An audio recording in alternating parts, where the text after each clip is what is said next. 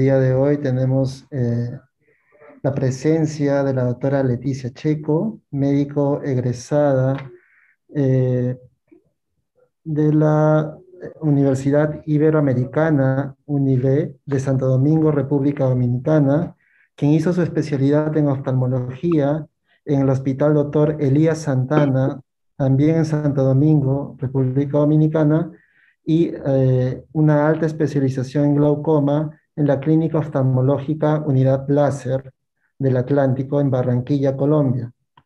Asimismo, actualmente es colaboradora de investigación en el Departamento de Oftalmología de la Mayo Clinic, Florida, en Jacksonville, Florida, United States, y en el Instituto contra la Ceguera por Glaucoma, INDO-CEGLA, en Santo Domingo, República Dominicana, como cirujana oftalmóloga y especialista en glaucoma y cirugía de catarata. Sin más, le damos la bienvenida y agradecerle nuevamente por su tiempo y le dejamos a cargo de la ponencia. Muchísimas gracias. Gracias a ti por tu presentación. Vamos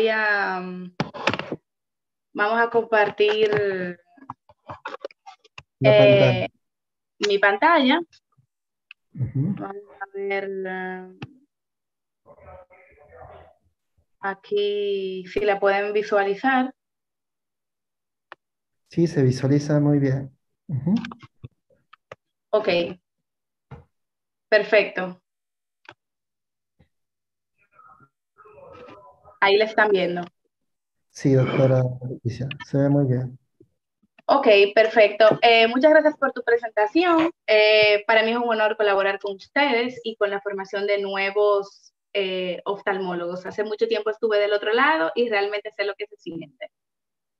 El día de hoy mi tema es la ciclofotocoagulación transescleral láser, específicamente la micropulsada, que es la que ha tomado mucho más auge en los últimos tiempos.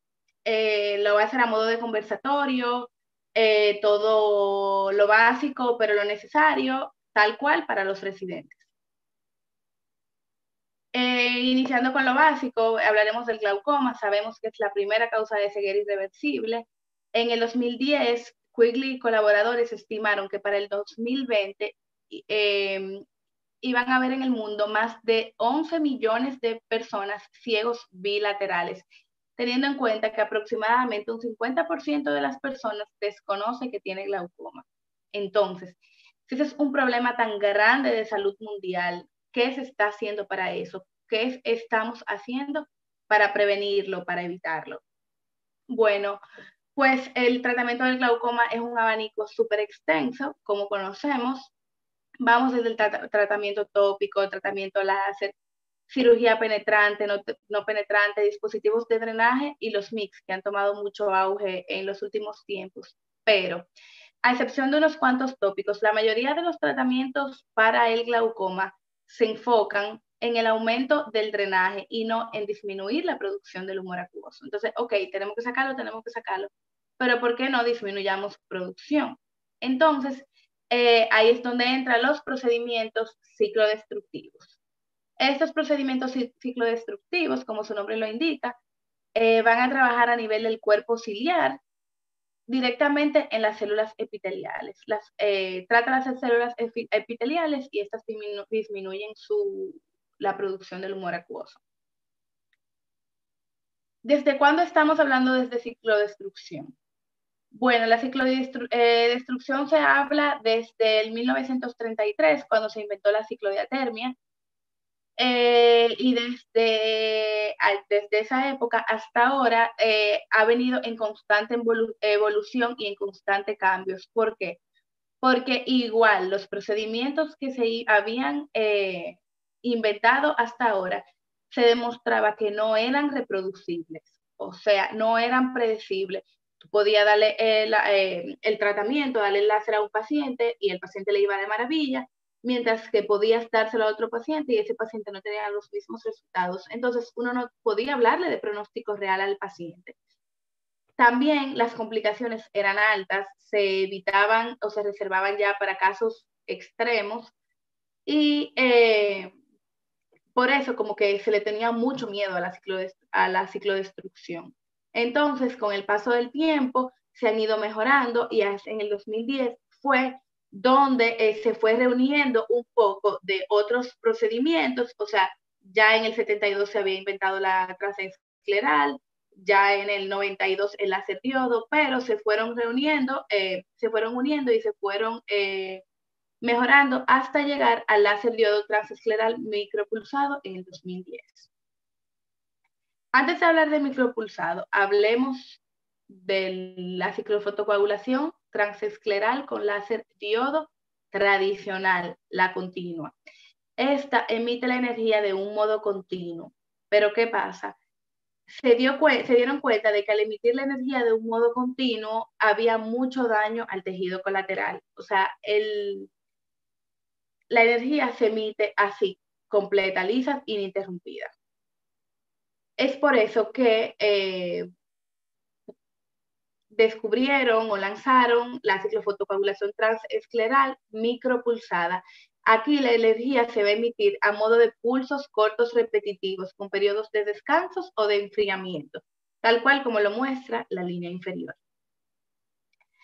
En el caso de la ciclofotocoagulación transescleral láser, la continua o la tradicional, los efectos secundarios o los efectos adversos no deseados eran muchos. Había un gran porcentaje de uveitis, de hipotonía crónica, desprendimiento coroideo, tisis bulbi, oftalmía simpática y pérdida de la visión, incluyendo también el dolor. Solía ser muy dolorosa para el paciente. En el caso de la micropulsado, llevamos a lo mínimo o a lo casi nulo esas complicaciones que acabo de mencionar anteriormente y hay un daño mínimo al tejido colateral. ¿Bajo qué mecanismo de acción funciona el micropulsado?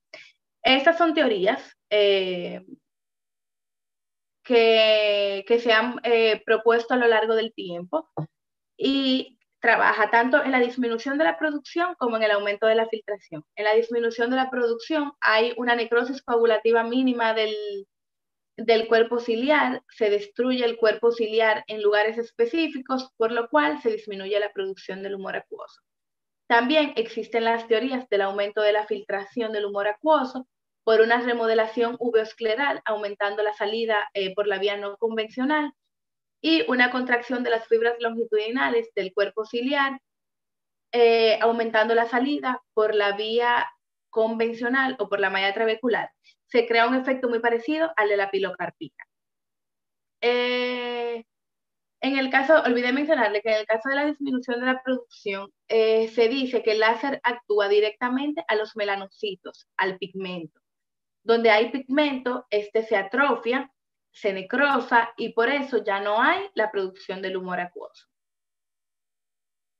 Está descrito que la reducción de la presión intraocular con el micropulsado es de un 30 a un 45% y la reducción de las gotas o del tratamiento de un 50 a un 60%. O sea que no solamente se gana con el micropulsado reduciéndonos la presión intraocular, sino también como un problema de salud pública, como un problema psicológico, o sea, como una solución al problema de salud pública y de solución psicológica al paciente. El paciente disminuye las gotas, disminuye el presupuesto del paciente, o sea, sabemos que el tratamiento del glaucoma suele ser muy costoso y por eso muchos pacientes a veces los abandonan y es como una situación de ganar por todos los lados. En cuanto a las indicaciones, como le mencionaba inicialmente, la ciclofotocoagulación se reservaba para el glaucoma avanzado o terminal y los primeros estudios publicados del micropulsado también tratan el glaucoma avanzado o terminal, pero han sido tan buenos los resultados y tan mínimos los efectos secundarios que se ha seguido investigando y se ha realizado el láser en pacientes con glaucoma inicial y con buena visión y realmente los resultados han sido positivos. Si aún está muy en la controversia o queda la duda en pacientes con visión tubular que tienen un gran compromiso de la visión periférica con muy buena visión y que se realiza el láser. Todavía ahí los resultados no son tan predecibles, se ha reportado una gran disminución de la visión, y se cree que sucede por un fenómeno parecido al wipeout o snowfout que sucede en la trabeculectomía, pero eso aún no está descrito. También lo podemos realizar en pacientes que tienen intolerancia a los medicamentos, en pacientes que tienen una contraindicación de otro tipo de procedimiento, ya sea pacientes que no tengan una conjuntiva adecuada, pacientes que no pueden tolerar largas horas o largo tiempo en cirugía para realizarle otro procedimiento, también como ayuda a un tratamiento adicional. Es muy importante tener en cuenta que este láser no se ha reportado ningún beneficio en los albinos. Recordamos que los albinos no tienen ningún pigmento, por lo cual el láser no tiene dónde actuar. Cada vez más son los estudios que se reportan en la población pediátrica y en los glaucomas secundarios, todos de manera satisfactoria. Tanto en glaucoma secundario como por secundario de cirugía retiniana, glaucoma neovasculares, pseudoexfoliativo, pigmentario, y los resultados reportados han sido muy positivos. En cuanto al procedimiento, ahora yo le voy a hablar de los 4 pilares más importantes, que son el poder, la duración, la velocidad del barrido y el Dory Cycle. Yo le voy a hablar un poquito, no solo de lo que está en la literatura, sino también de mi experiencia o de la experiencia de mis mentores y de cómo más o menos yo he visto mejores resultados. En cuanto al poder, el poder descrito en la literatura es un rango de 2.000 a 2.500. Personalmente, por lo que yo vi en mis mentores, yo utilizo 2.500. La verdad es que lo que yo he podido leer en la literatura y lo que yo he podido experimentar, hice un trabajo de investigación sobre eso. La diferencia entre el poder de 2.000 y 2.500 no es significativa.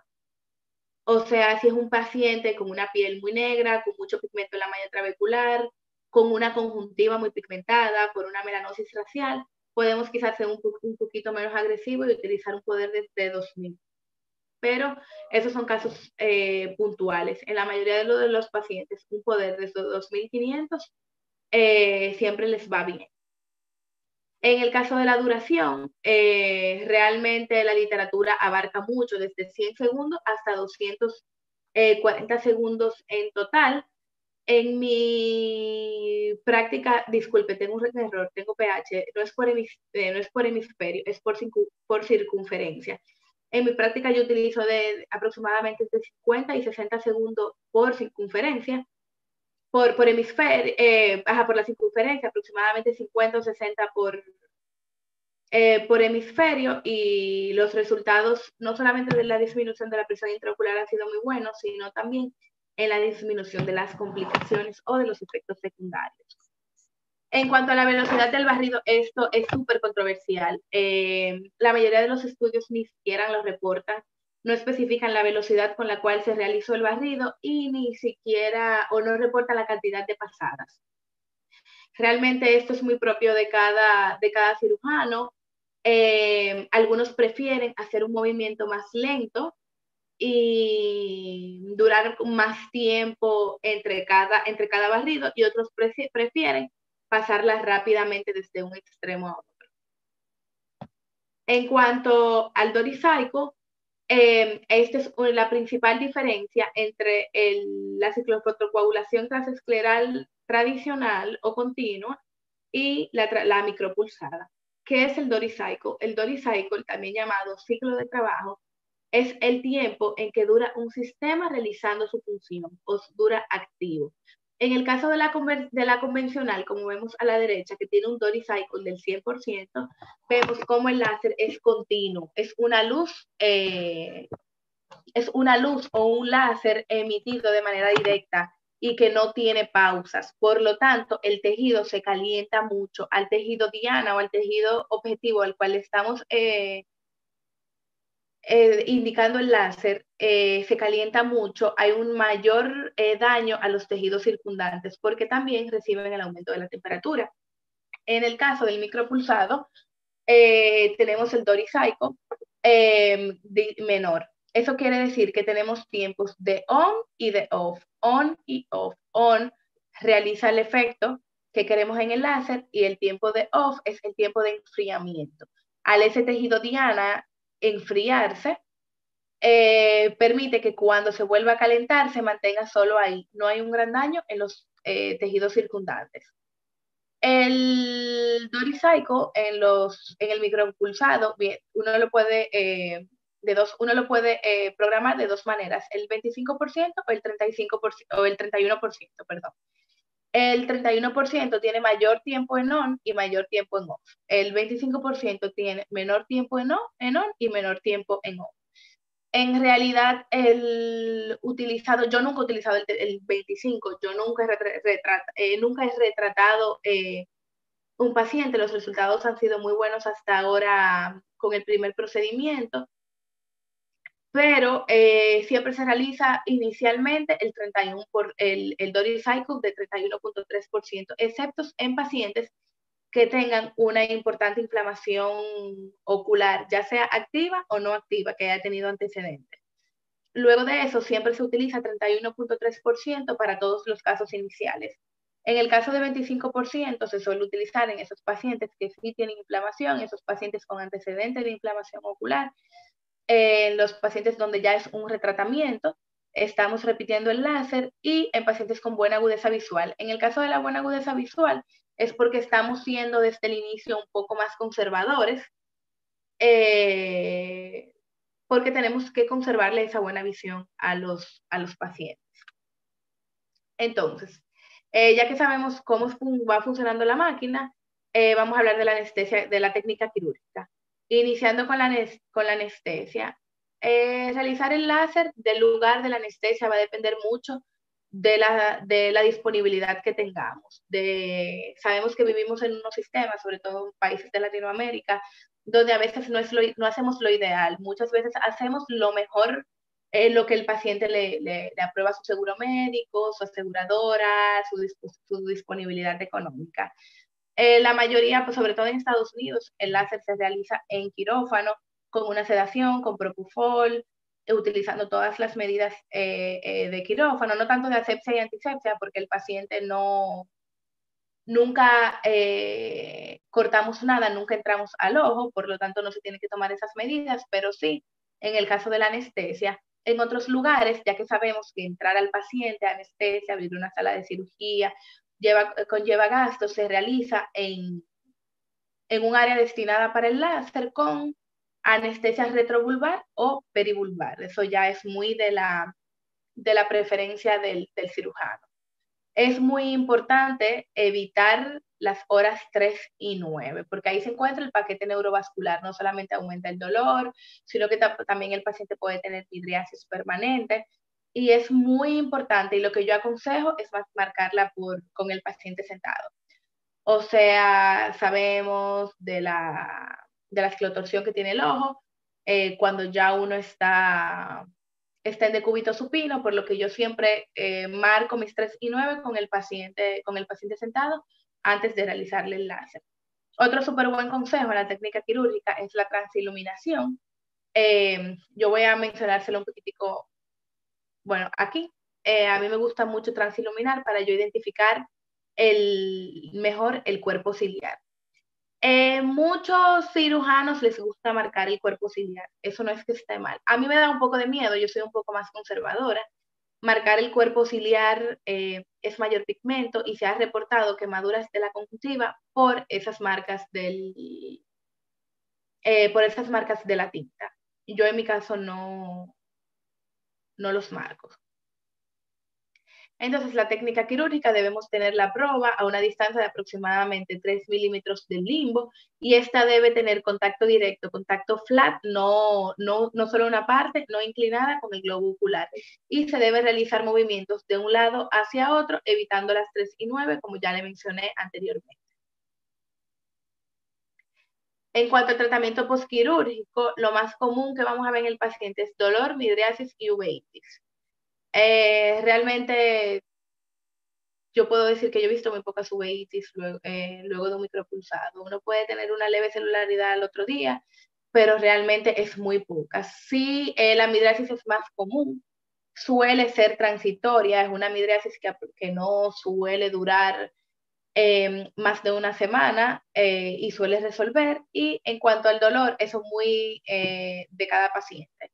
Pero sí suelen tener dolor sobre todo las 24 o 48 horas, pero un dolor que cede con el calmante de su preferencia, un ibuprofeno, un acetaminofén, el calmante que suele utilizar para otro tipo de dolores el paciente.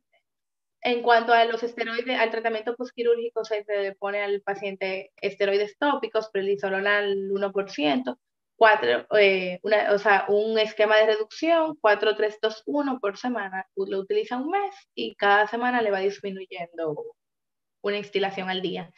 Recordándole que los antibióticos no son necesarios, en ningún momento penetramos al ojo, por lo cual no debemos utilizarlo. Eso es en la vida ideal.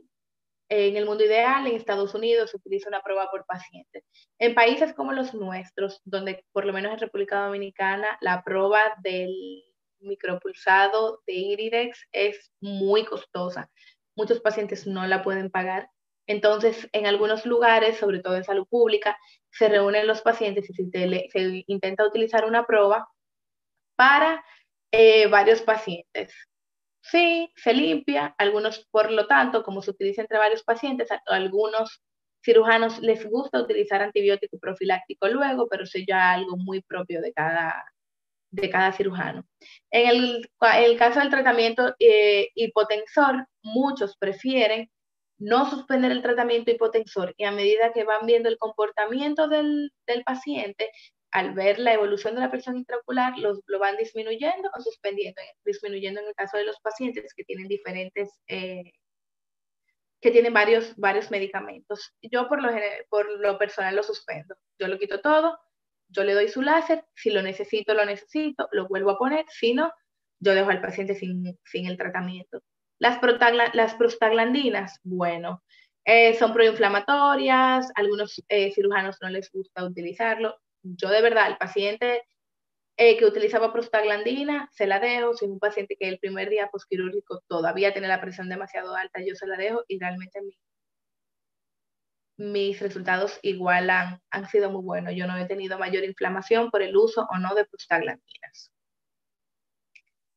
En cuanto a las complicaciones, la más frecuente es la dilatación pupilar, como ya se la mencioné.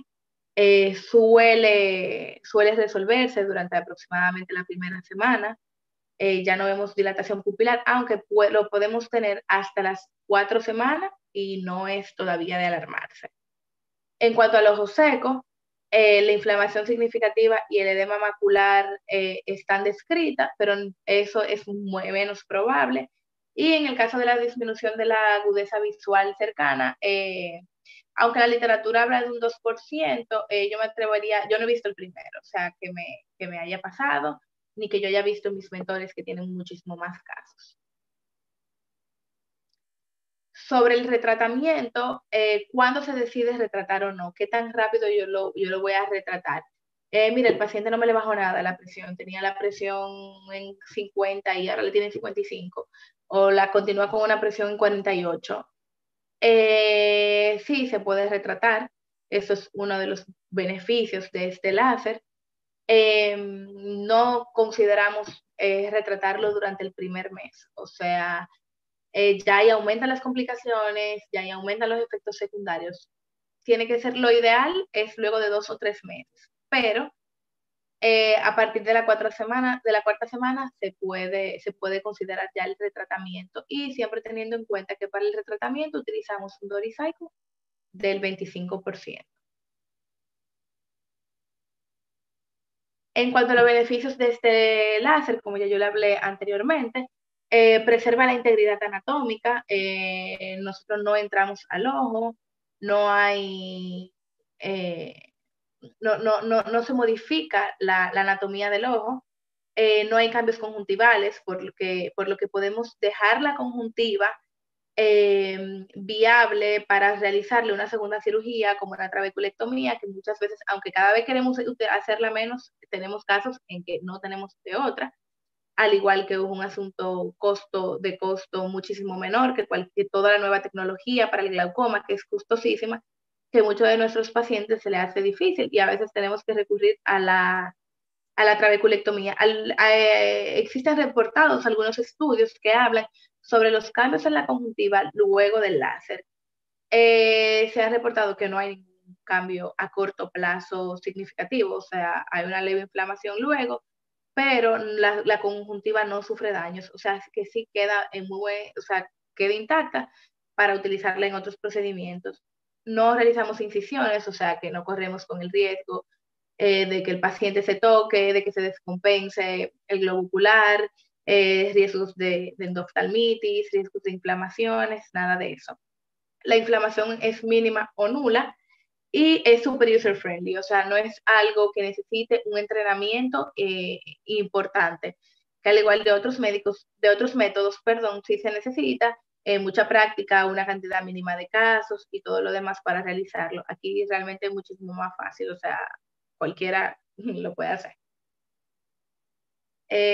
Pues nada, eso es todo. La hice así súper para residente, abarcando un poquitico de todo. Eso es mi contacto y cualquier pregunta. Muchísimas gracias, doctora Leticia Checo. Muy didáctica su presentación. Agradecerle una vez más por compartir esos conocimientos con nosotros los médicos residentes. No sé si el doctor Rodrigo Zapaico tenga algún comentario. Veo que en el chat todavía no. Julio, sí, felicitar a la doctora por su excelente presentación. Has tocado todos los puntos que significan para el aprendizaje de nuestros residentes. Quería preguntarte o consultarte si en los casos de retratamiento que has tenido alguna complicación muy importante, digamos, hipotonía después del retratamiento. Eso número uno. Y los parámetros que manejas actualmente, mencionabas que eran parámetros entre 2000 a 2500 milivats con un tiempo eh, por hemisferio de hasta 50 segundos más o menos. ¿Esto lo varías también de acuerdo 50-60. al grado de pigmentación del iris del paciente o si el paciente es moreno o si es de raza blanca? ¿Le haces algún tipo de cambio? Ok, respecto al retratamiento, yo no he tenido que retratar ningún paciente. Yo no he tomado todavía esa conducta de retratar ningún paciente, pero en mis tiempos de estudiantes, una de las cosas que yo hacía era, yo decía, yo voy a chequear todos los pacientes que mi profesor le dio tal láser. Y yo misma hacía mi propio trabajo de investigación, yo misma hacía mi propia estadística para yo ver si algo funcionaba o no. O sea, no llevarme de lo que me decían, de lo que yo leía, de lo que se publicaba, sino yo misma decía, él puso tal dispositivo, puso 50 de eso, ok, yo voy a buscar esos 50, yo voy a ver a estos pacientes tanto tiempo, yo misma veía mis resultados. Y en cuanto a lo que yo veía de mis mentores, de mis profesores, realmente yo no tuvimos ningún caso no hubo ningún caso de hipotonía importante. Sí era mayor la inflamación, sí tuvimos mayor casos de inflamación que de hipotonía. De hipotonía nunca vi ninguno reportado. Respecto al tiempo, mira, yo soy un poco conservadora, o sea, yo siempre intento ir como al paso, o sea, a mí no me gusta venir al paciente con de todo y que luego como arrepentirme. Aunque muchas veces en el glaucoma nos gusta más pecar por exceso que por descuido, en el caso de los procedimientos yo soy un poquitico más conservadora. Eh, en República Dominicana tenemos una población súper negra, o sea, nosotros aquí somos negros de verdad. Para mí la pigmentación tiene más que ver de la malla trabecular, como yo vea la cámara anterior, no es lo mismo un pigmentario, yo soy un poco más conservadora, yo le doy, usualmente yo me voy con 50 segundos. En el caso ya de un paciente normal, un paciente que yo no le veo una media trabecular hiperpigmentada, un paciente que no tenga uso de Krukenberg, que no tenga ese tipo de cualidades de mayor pigmento, ya yo le doy unos 60, 70 segundos, por lo general 50 y 60, yo me mantengo ahí. En ese rango, ok. ¿Y el tiempo más temprano en que has realizado el retratamiento, cuál ha sido? 4 semanas de 4 la que semanas. realizaba mis mentores. Ok. 4 semanas. Sí, muy bien.